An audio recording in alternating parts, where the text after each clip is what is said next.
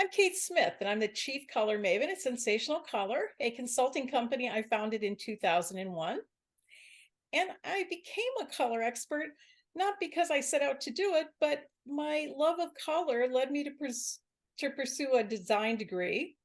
But still, even during my university studies, I found myself more interested in color and the interactions of color than many of the other aspects of design.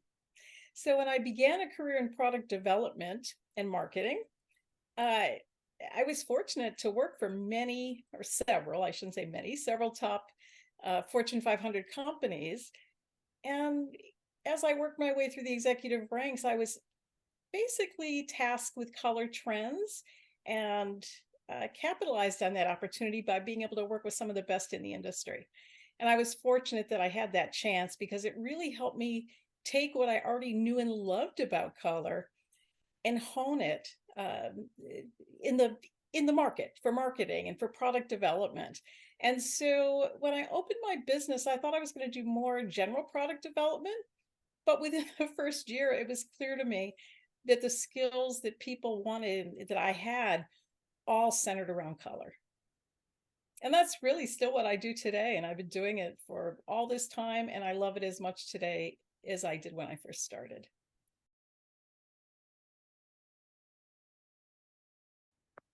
Oh, color is so essential to any product, really any industry.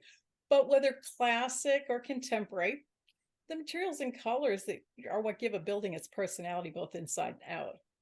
And today there's so many fantastic colors available for really every part of the home that builders are using color in from everything from the roof on down. And the color of a structure can make it memorable, unique, attractive. A commercial structure, the colors often communicate something about its purpose. And for a residential home or building, it sends a message about the people who live inside.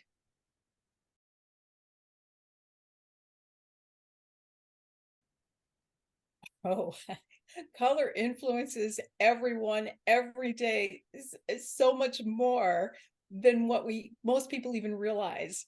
In fact, there's studies that show that often about 80 or more percent of our decision making in anything is somehow related to color, whether it's in the food we choose to eat or what we purchase at a grocery store. There's certain expectations we have of what the color should be. It also draws our attention. It helps our memory. So in a magazine or in an advertisement, sometimes color is used to really make a point stand out and help cement it into our mind. Think of logos. I mean, that's part of your business. Logos, the branding, design, all of those things are specifically geared towards influencing us. And it's part of what makes, to me, color so fun and so fascinating because it does have such a tremendous impact on our decision making.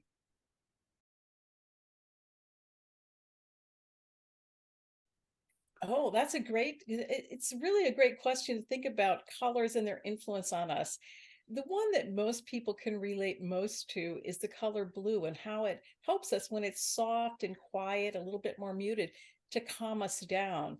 And it's hard to explain sometimes why that works, but the thing that I've read that makes sense to me is that from all time, humans, when they were at a period of rest, let's say from working, would either lay on the ground and look at the sky or sit by water, both elements that are blue.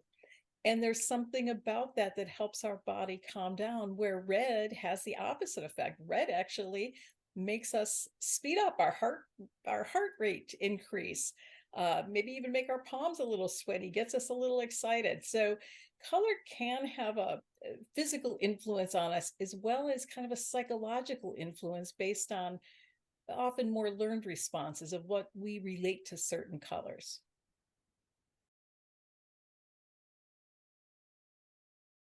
Blue certainly is a color that's on trend right now. And part of it is that we want something to keep us feeling more calm and in the kind of fast, hectic pace. Also, blues related to nature. And if you think of how trends flowed from gray to green, so gray green, and now into blue, people are seeking a little bit more color than always having everything neutral. And blue is a perfect transition. And so both blue and green, being colors of the earth, also connect us to nature, which is a very calming influence for most people.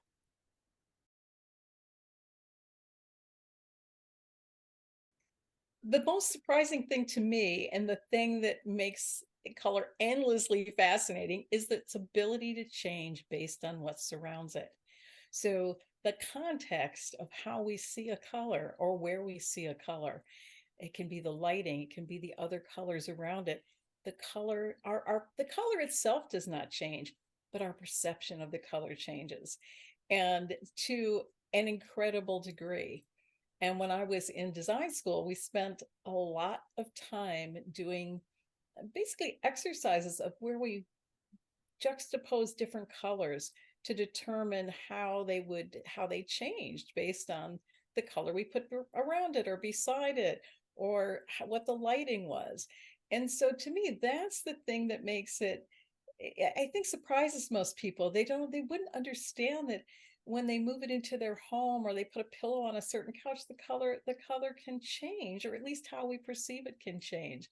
And it's why it's hard sometimes for people to get the color exactly right. They know what they want in their mind, but to actually get it to show up in their home the way they envision isn't quite as straightforward as they might expect.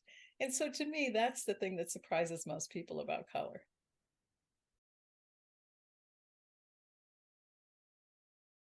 Well, since black and white and gray are not part of the colors seen on what we call the visual spectrum, which are often, if you think of it, the colors of the rainbow, I wouldn't describe them as hues. So hues are really the visual spectrum of what we see. If you remember Roy G. Biv, maybe might have learned that in school. But still, the word color is a broader term. It's broader than hue. It really defines all colors we see, including black, white, and gray. So when you ask me, are they colors? Yeah, they're colors. They're just not hues. I can tell you that actually just the opposite is true. Black is no color. If you think of darkness, because all color is created by light. And so when there's no light, it's black or some version of gray. And white light is all colors combined create the white.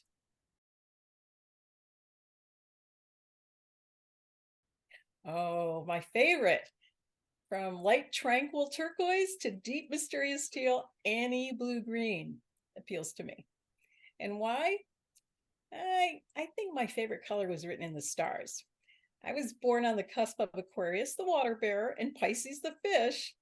And so it's only natural that I love those watery hues. It's absolutely true. In fact, often your favorite color is something you've had since a kid, or even if it's not still your absolute favorite, you like it. In the opposite is true. So if working with a customer, if you had, let's say, I worked with people that had a yellow bedroom as a kid, and even if yellow was a great color for some place in their home, they will never use it. They can't stand the color and it never changes. You're never going to convince them that that's a great color, no matter how well it fits into the design, because those associations that we make are so strong. And especially the ones we make in childhood, they seem to last a lifetime.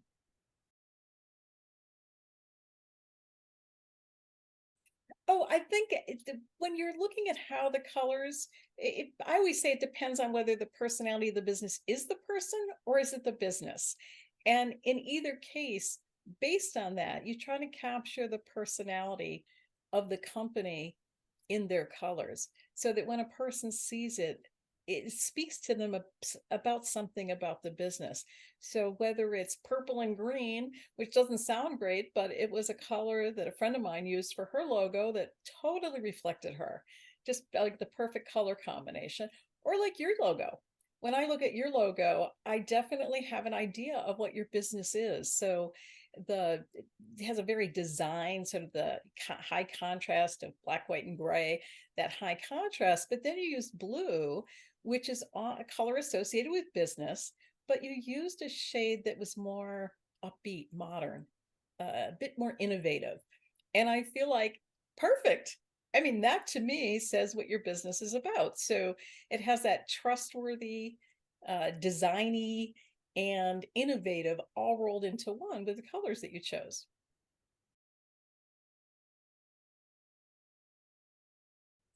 Can I tell you a secret? Yeah.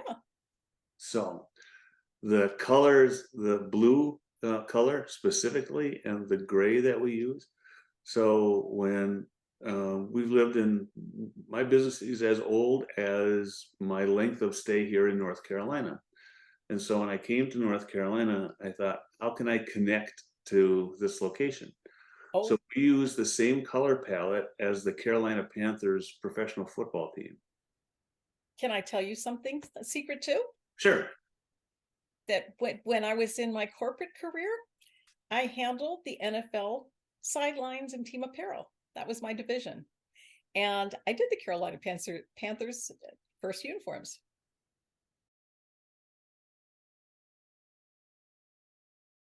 Well, now now we're touching on one of my favorite parts of what I do, which is helping homeowners and even the people that help the homeowners to select their color.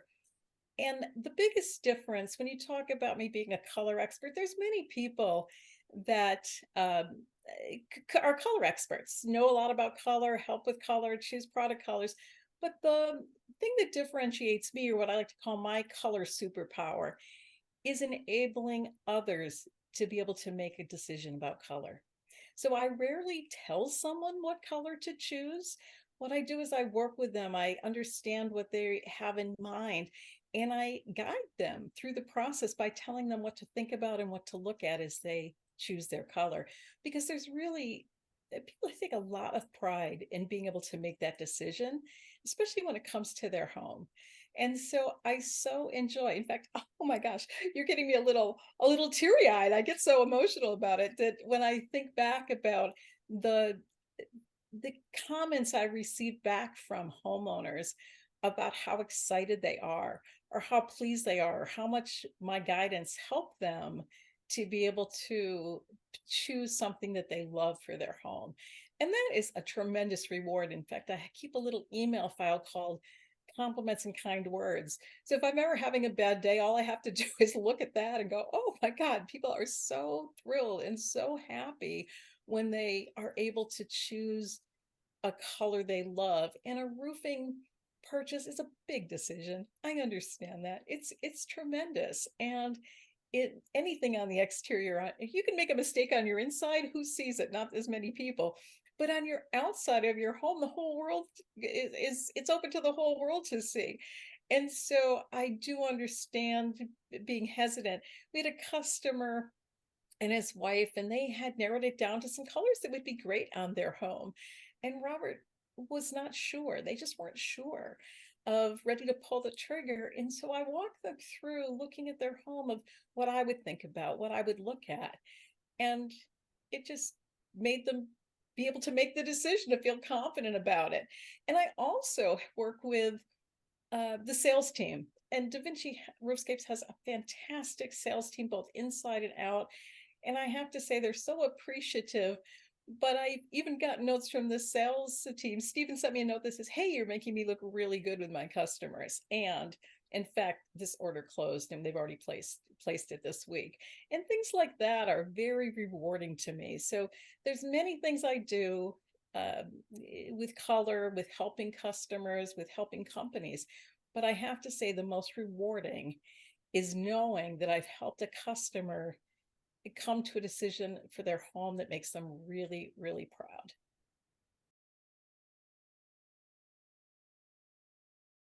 Well, my color of the year is always blue green, but I will say I'm loving the new blues.